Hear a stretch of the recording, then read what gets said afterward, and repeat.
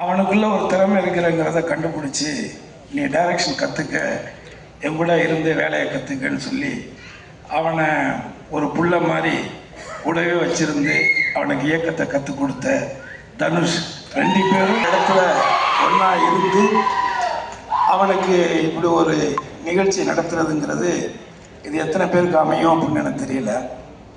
முதல்ல என் வாழ்நாள் நன்றியே அவங்க ரெண்டு பேருக்கு நான் தெரிவிச்சுக்கிறேன். நான் இதே தனுஷை வந்து இருக்கும் 18 வயசு 19 வயசு தான் இருக்கும். இன்றைக்கி நான் அவரை எப்படி நம்ம எல்லாம் பார்க்குறோம் அப்படிங்கிறது இருக்குது. அன்னைக்கு இதே தனுஷ் அன்னைக்கு இருந்த சூழ்நிலையில் அன்னைக்கு காதல் கொண்டேன் படம் ரிலீஸ் ஆகலை. ஆனால் காதல் கொண்டனுடைய பர்ஃபார்மன்ஸை பார்த்துட்டு நான் அவங்க அண்ணன் டைரக்டர்கிட்ட ஃபோன் பண்ணேன்.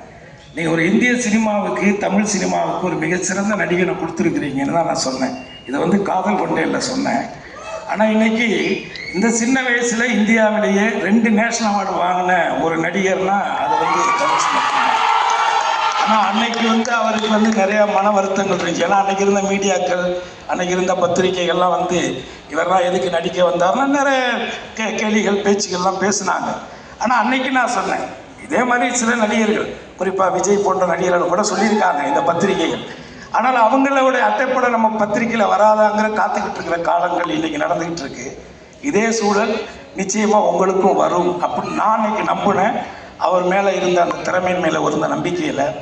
ஸோ அப்பேற்பட்ட ஒரு ஆக சிறந்த இன்னைக்கு தேசிய அளவில் இயக்குனர் வெற்றிமாறன் அவருடைய முதல் கதை பொல்லாதவன். அந்த பொல்லாதவன் கதையிலேருந்து நான் அவர் கூட ட்ராவல் பண்ணுறேன். அந்த படத்தில் நான் நடித்தேன்.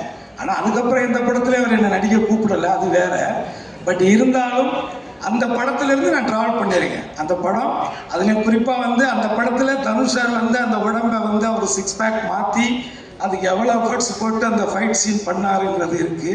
ஸோ ஆக இந்த சினிமா அப்படிங்கிறது இங்கே சொன்ன மாதிரி நான் 12 வயசுலேருந்து மேடைகளில் மக்களை சந்திச்சுக்கிறேன். 12 வயசுலேருந்து என் வாழ்க்கை இதுதான். அவன் கெண்டு சொல்கிற மாதிரி எனக்கு வந்து சினிமா தவிர வேறு எதுவுமே தெரியாது. இந்த அரசியல்லாம் வந்து திடீர்னு இடையில நடந்த விஷயங்கள் தான். பட் அது பிரச்சனை இல்லை. ஆனால் ஒரு அடிப்படையாக நான் வந்து ஒரு கலைஞன், சினிமாவில் சம்பாரித்து சினிமாவிலேயே படங்கள் எடுத்து டிஸ்ட்ரிபியூஷன் பண்ணி இப்படி ஒரு நடுத்தர வாழ்க்கையை தான் நான் வாழ்ந்துட்டுருக்கிறேன்.